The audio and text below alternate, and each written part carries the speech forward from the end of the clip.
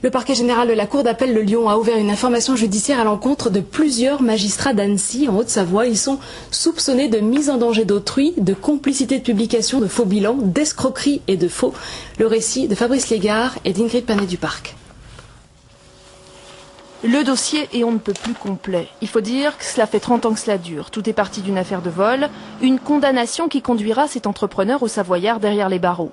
J'ai fait 5 mois de prison préventive, le chef d'accusation était un vol de 600 francs, j'ai été indemnisé et reconnu innocent. Donc on ne peut pas mettre en doute et on ne peut pas dire les déboires. C'est la justice qui m'a créé des déboires.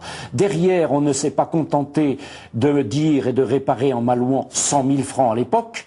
On m'a tout simplement gratifié de plus de 247 actions judiciaires. Et c'est au cours de ces 247 actions judiciaires que j'ai découvert le trafic d'influence, la corruption, l'association de malfaiteurs.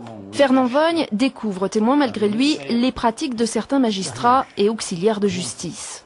J'étais dans le bureau quand on a proposé un séjour dans les dom-toms à tous les autres magistrats, membres du ministère de la Justice de l'époque et également certains fonctionnaires, hauts fonctionnaires d'Annecy.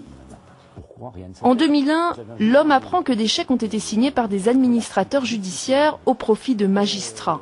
Il obtient une copie des chèques et dépose plainte. Le parquet d'Annecy ouvre alors une enquête préliminaire. En 2003, les faits semblent établis, mais l'enquête de police se perd. Curieusement. Le 15 mai dernier, coup de théâtre, après une autre plainte, le parquet d'Annecy ouvre une autre information judiciaire. Le dossier est alors dépaysé, renvoyé à Lyon.